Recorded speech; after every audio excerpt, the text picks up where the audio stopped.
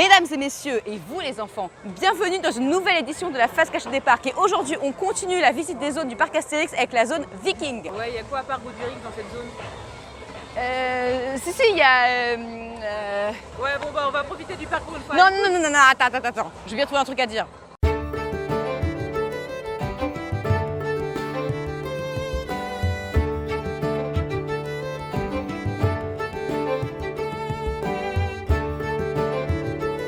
Alors oui, c'est vrai que la vidéo d'aujourd'hui sera pas très longue parce qu'effectivement, il n'y a pas grand chose à dire sur la zone Viking, mais il y a quand même 2-3 trucs sympas à savoir. Déjà, même si la plupart des attractions de la zone étaient là dès 1989 à l'ouverture du parc, la zone Viking en elle-même n'existait pas. En fait, la zone grecque et la zone Viking étaient regroupées en une seule grande zone, le lac des dauphins. Oui, parce qu'avant, il y avait des dauphins dans le grand lac.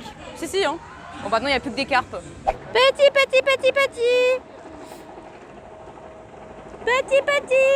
Non, bien sûr, cette zone s'appelait comme ça parce que c'était dans cette zone-là qu'il y avait le célèbre spectacle de dauphins qui se trouve maintenant dans ce qui s'appelle le théâtre de Poséidon, dans la zone grecque actuelle. Il y avait une légère thématisation grecque dans les environs du théâtre, appelé d'ailleurs le village grec, mais ça s'arrêtait là. Le reste n'avait pas vraiment de thème. Ce qui était intéressant, c'est que cette zone comprenait des attractions de tout type.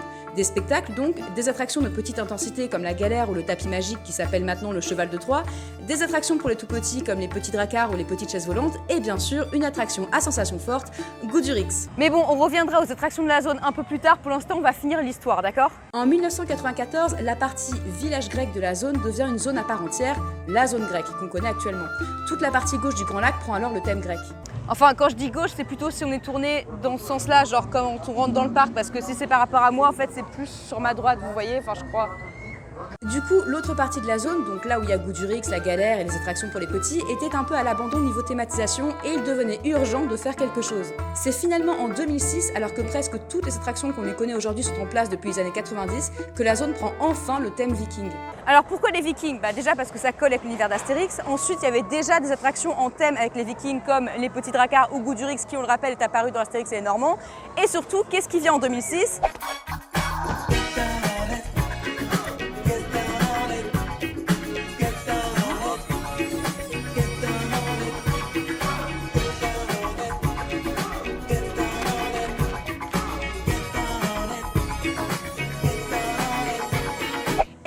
Donc en plus de rethématiser une zone assez vite, ils réussissent un super coup marketing.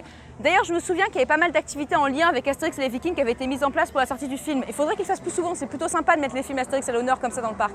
Bref, donc si cette zone n'a pas trop évolué en termes d'attractions, ce qui est un peu dommage, le parc Astérix ne l'a pas laissé mourir pour autant. Et depuis 2006, pas mal d'ajouts ont été faits pour coller au thème Viking. On peut par exemple citer le décor Drakkar qu'ils ont ajouté sur Goudurix en 2007 et bien sûr l'aérolaf en 2018. A savoir aussi que l'attraction L'escadrille des As date de l'ouverture du parc, mais qu'elle se trouvait à la base dans la zone à travers le temps près de l'oxygénarium. Elle a été déplacée ici en 1996 pour faire de la place au spectacle Main basse sur la Joconde qui aujourd'hui n'existe plus. Excusez-moi.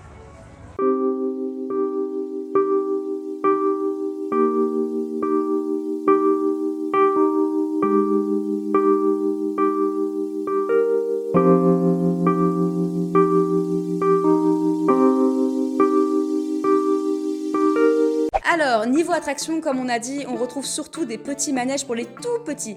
Avant la forêt d'Idéfix, c'était d'ailleurs un des seuls endroits avec des attractions pour les enfants en très bas âge. Les petites chaises volantes sont particulièrement sympas si vous en avez ras-le-bol que votre gamin de 2 ans pleure toute la journée pour faire des trucs de grands. Viens Rosae, viens faire les petites chaises volantes. Oui, c'est pareil que celle que fait maman. Viens là, vite, allez. Sinon, c'est aussi dans cette zone que se trouve la galère, une attraction type bateau pirate. Et celle-ci mériterait vraiment une rethématisation parce que ça fait plus empire romain que viking pour le coup. Alors, petite anecdote, le quai sur lequel on embarque pour accéder à la galère s'appelait sur le plan original du parc quai des Galions. Je vous assure, on est loin des bateaux pirates qui font des loopings et tout, c'est une attraction 100% familiale, c'est un très bon entre-deux pour ceux qui veulent faire des sensations et ceux qui ont peur dans les grosses attractions. Et en plus, il n'y a pas souvent la queue et le tour dure assez longtemps pour qu'on ne reste pas trop sur notre faim. Il m'a donné faim. D'autant plus qu'il est midi 12. Et on termine avec le tristement célèbre Goudurix, et je dis tristement parce qu'il a l'affreuse réputation d'être très inconfortable et... ouais, il est très inconfortable. Faut dire qu'elle date quand même de 1989 et qu'à l'époque, elle était assez révolutionnaire. Déjà, elle faisait partie des 2 seules attractions de ce type au monde à avoir cette inversion et détenait donc le record d'Europe. Elle s'est fait détrôner au niveau européen par Dragon Khan à Portaventura. Dragon Khan qui est bien plus confortable d'ailleurs. C'est bon? J'ai dit que Dragon Khan était confortable? Vous êtes content? Bon. Voilà. Et allez-vous-en. Goudurix, qui est d'ailleurs le premier roller coaster au monde, a proposé une figure butterfly, c'est-à-dire un espèce de... C'est compliqué à expliquer, on va vous montrer en photo. Voilà. Encore aujourd'hui, il n'y a que 2 roller coasters au monde à avoir cette figure. Goudurix donc et Sonic Spinball à Alton Towers. Sinon, Goudurix a eu le droit à un petit relooking en 2009 pour les 20 ans du parc. Avant, ça ressemblait à ça. Et maintenant, à ça. Ça sert à quoi? C'est plus joli. Bon, il y a aussi eu des rénovations pour tenter d'adoucir un peu le parcours, et c'est vrai qu'il y a du mieux, mais malheureusement, Goudurix reste encore parmi les roller coasters les moins appréciés au monde par les fans de sensations fortes. Et pour tout vous dire, j'ai pas été plus surprise que ça quand j'ai appris que c'était un cousin du roller coaster mortel dans Destination Finale 3. Même moi qui ai un énorme attachement nostalgique à Goudurix parce que c'est mon premier roller coaster à inversion, je zappe systématiquement lors de mes visites. On espère tous vraiment qu'un jour Goudurix puisse être amélioré, car malgré tout, il reste à la fois un symbole du parc et un pionnier en termes de roller coaster en France. Ah, j'allais oublier, dernier petit point, notre visite de la zone Viking, l'Aérolaf inaugurée en 2018. Faut pas l'oublier. Alors faut savoir que l'Aérolaf n'appartient pas vraiment au parc Astérix, mais à une société extérieure, Aérophile, à qui l'on doit aussi le bar aérien du Futuroscope. On va pas vous mentir, si vous voulez juste boire un petit espresso, ça fait cher le café. Hein.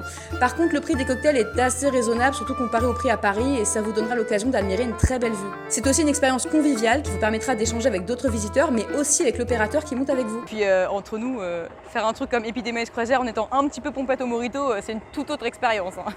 Je suis pas sûre que cette astuce soit bonne pour les enfants. Ok. À consommer avec modération. Tu parles d'Epidemic Croisière ou du mojito? Et voilà, on termine notre visite de la zone Viking sur le trône de Thor, fait en partie en matériaux recyclés. Comme quoi, il n'y a pas besoin de Disney pour se prendre pour un Avengers. Hein. C'était la Fast Question des parcs, à la prochaine.